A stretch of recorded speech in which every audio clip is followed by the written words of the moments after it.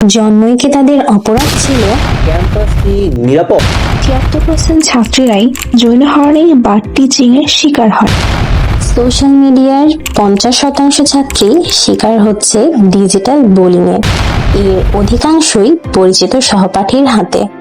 কর্মক্ষেত্রে কি নারীরা সুরক্ষিত? প্রায় 80% নারী মৌখিক বা যৌন লাঞ্ছনার শিকার। নারী দিবস মানে শুধু উদযাপন নয়, এটি শৃঙ্খল মুক্তির এক অঙ্গীকার। আপনি কি চুপ থাকবেন? তবুও নারীরা দুর্বল নয়, তারা আমাদের সমাজের শক্তি।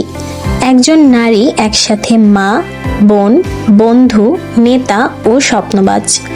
ইতিহাসে অসংখ্য নারী তাদের সাহস দিয়ে পৃথিবীকে অনুপ্রাণিত করেছেন। মালালা পাকিস্তানের একজন কিশোরী, যিনি মেয়েদের শিক্ষার অধিকারের জন্য দাঁড়িয়েছিলেন। মাত্র 12 বছর বয়সে তিনি লিখতে শুরু করেছিলেন। তিনি বিশ্বাস করতেন কলম তলোয়ারের চেয়েও শক্ত।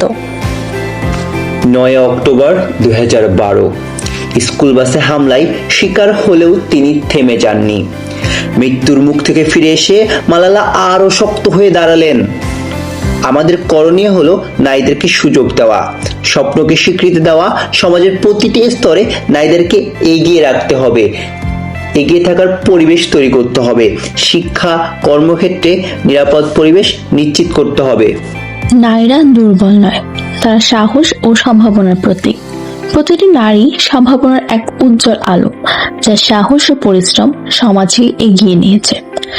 আধা যত গভীরই হোক, একটি মোমবাতি যথেষ্ট। আসুন সেই আলোই হই, প্রতিটি নারীর অদম্য সম্ভাবনাকে শৃঙ্খল মুক্ত করে। শুভ আন্তর্জাতিক নারী দিবস।